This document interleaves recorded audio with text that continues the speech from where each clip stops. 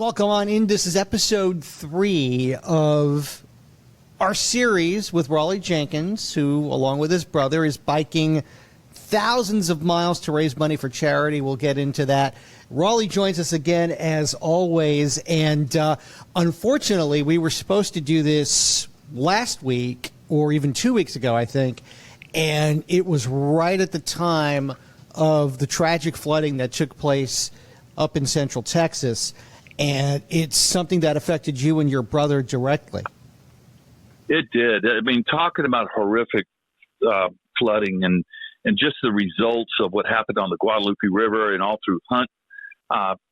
My kids and my brother's kids all went to Mystic. So we're big Mystic fans. And so Bobby's granddaughters were there at that time. Bubble Inn is the one that basically washed away. And they were in the cabin right next to it. Frances, the youngest one, she floated on her mattress, and all the way up to the ceiling, her head was touching the ceiling, and they were just fighting, staying in one spot while the storm would reside. And it was a very scary time because we got phone calls like for here around 6 a.m. and we were just glued to the screen. And Bobby's niece, she's one of the girls in Bubble Inn that they never found her until, I guess, the Monday after they found her body. And it wrecked our life. It wrecked our whole, persona of what was going on. So we went home, and we went home for funerals. We went home just to kind of shore our families up a bit because they were very shooken up by it all and still are.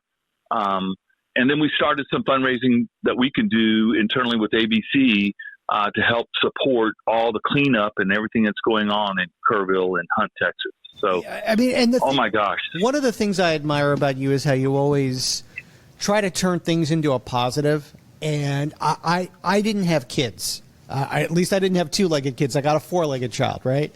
So I cannot imagine what you guys were going through.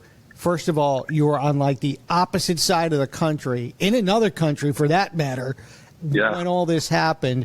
You're trying to do this, thousands of mile bike ride, raising money for charity. Your phone's going off constantly. And then the worst possible news that you guys can get, you get. I don't know how you guys did it.